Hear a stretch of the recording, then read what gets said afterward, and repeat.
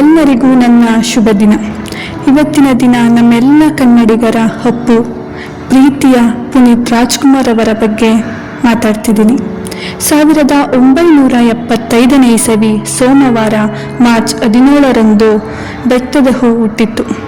ಚೆನ್ನೈನ ಆಸ್ಪತ್ರೆ ಒಂದರಲ್ಲಿ ಕನ್ನಡದ ಮೇರುನಟ ರಾಜ್ಕುಮಾರ್ ಪತ್ನಿ ಶ್ರೀಮತಿ ಪಾರ್ವತಮ್ಮ ರಾಜ್ಕುಮಾರ್ ಗರ್ಭದಲ್ಲಿ ಹುಟ್ಟಿದ ಕಂದ ಪುನೀತ್ ರಾಜ್ಕುಮಾರ್. ಸಹೋದರರಾದ ಶಿವರಾಜ್ಕುಮಾರ್, ರಾಘವೇಂದ್ರ ರಾಜ್ಕುಮಾರ್, ಸಹೋದರಿರಾದ ಪೂರ್ಣಿಮಾ, ಲಕ್ಷ್ಮೀರವರ ಮುದ್ದಿನ ಅಪ್ಪು, ನಮ್ಮೆಲ್ಲರ ಪ್ರೀತಿಯ ಅಪ್ಪು. ಅಭಿಮಾನಿಗಳ ಪಾಲಿಗೆ ಪ್ರೀತಿಯ ಕಾಣಿಕೆ. ಹುಟ್ಟಿದ 6 ತಿಂಗಳಿಗೆ ಪ್ರೇಮದ ಕಾಣಿಕೆ ಮೂಲಕ ತೆರೆ ಏರಿದ ಅದೃಷ್ಟವಂತ, ಭಾಗ್ಯವಂತ. ಡಾಕ್ಟರ್ ರಾಜ್ಕುಮಾರ್ ಹಾಗೂ ಪಾರ್ವತಮ್ಮರವರ ಪ್ರೇಮದ ಕಾಣಿಕೆ.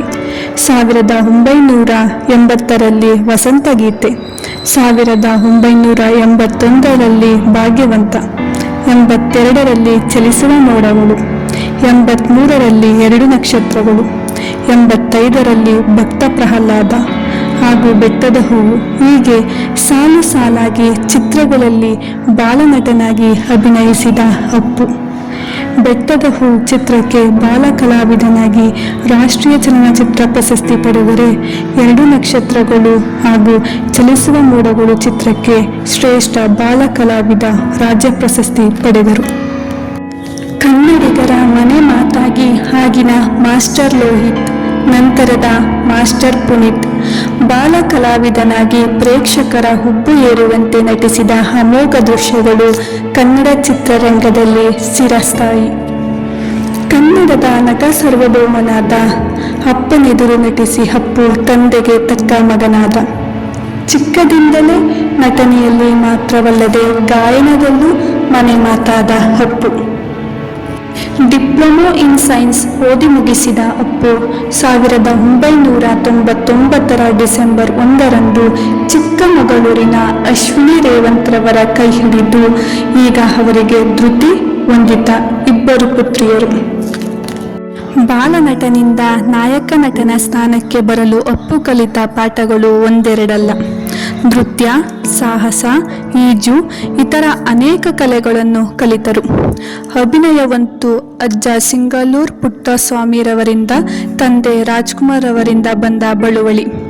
2002ರಲ್ಲಿ ನಾಯಕ ನಟನಾಗಿ ಚಿತ್ರರಂಗಕ್ಕೆ ಮರು ಪಾದಾರ್ಪಣೆ ಮಾಡಿದ ಪುನೀತ್ ರಾಜ್ಕುಮಾರ್ ಅಲ್ಲಿಂದ ಇಲ್ಲಿಯ ತನಕ 27 ಚಿತ್ರಗಳಲ್ಲಿ ಅಭಿನಯಿಸಿದ್ದು 6 ರಾಜ್ಯ ಪ್ರಶಸ್ತಿ, 5 ಫಿಲ್ಮ್ಫೇರ್ ಪ್ರಶಸ್ತಿ, 4 ಸೈಮ ಪ್ರಶಸ್ತಿಗಳು ಪಡೆದಿದ್ದಾರೆ. ಅಪ್ಪು, ಅಭಿ, ವೀರ ಕನ್ನಡಿಗ, ಮೌರ್ಯ, ಆಕಾಶ್, ನಮ್ಮ ಬಸವ, ಅಜಯ್, ಅರಸು, ಮಿಲನ, ಬಿಂದಾಸ್, ವಂಶಿ, ರಾಮ್, ಪೃಥ್ವಿ, ಜಾಕಿ, ಹುಡುಗರು, ಪರಮಾತ್ಮ, ಯಾರೇ ಕೂಗಾಡಲಿ, ರಾಜ್ ದ ಶೋಮ್ಯಾನ್, ಅಣ್ಣ ಬಾಂಡ್, ನಿನ್ನಿಂದಲೇ, ಮೈತ್ರಿ, ಪವರ್ ಸ್ಟಾರ್, ರಣವಿಕ್ರಮ, ಚಕ್ರವ್ಯೂಹ, ದೊಡ್ಮನೆ ಹುಡುಗ, ರಾಜ್ಕುಮಾರ್, ಅಂಜನಿ ಪುತ್ರ, ನಟ ಸಾರ್ವಭೌಮ, ಯುವರತ್ನ, ಇನ್ನು ತೆರೆ ಕಾಣಬೇಕಾದ ಜೇಮ್ಸ್.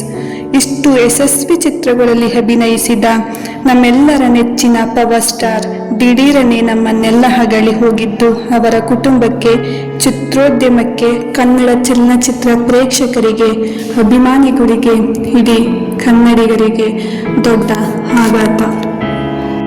ಆದರೆ ಅಪ್ಪು ಮಾಡಿದ ಸಾಧನೆ, ಸೇವೆಗಳು ಕನ್ನಡಿಗರ ಮನಸ್ಸಿನಲ್ಲಿ ಎಂದು ಜೀವಂತ. ಕೊಡುಗೆ ದಾನಿ ಅಪ್ಪು, ಯುವರತ್ನ ಮಾತ್ರವಲ್ಲ, ಸೇವಾರತ್ನ ಅಪ್ಪು. ಸದ್ದಿಲ್ಲದೆ ಸಾವಿರಾರು ಬದುಕುಗಳಿಗೆ ಬೆಳಕಾದ ಅಪ್ಪು. ಸಾವಿನಲ್ಲೂ ಸಾರ್ಥಕತೆ ಮೆರೆದು ನೇತ್ರದಾನ ಮಾಡಿದ ಅಪ್ಪು. ಒಂದು ದೊಡ್ಡ ಸಂಸ್ಥೆ ಮಾಡಬಹುದಾದದ್ದನ್ನು ಒಬ್ಬ ವ್ಯಕ್ತಿಯಾಗಿ ಸಾಧಿಸಿದ ಅಪ್ಪು. ನಮ್ಮ ಪ್ರೀತಿಯ ಅಪ್ಪು. ಎಲ್ಲವನ್ನು ಅರ್ಧದಲ್ಲೇ ಬಿಟ್ಟು ಹೋದದ್ದು ನಮ್ಮೆಲ್ಲರಿಗೂ ತುಂಬಲಾರದ ನಷ್ಟ. ಜೊತೆಗಿರುವ ಜೀವ ಎಂದಿಗಿಂತ ಜೀವಂತ.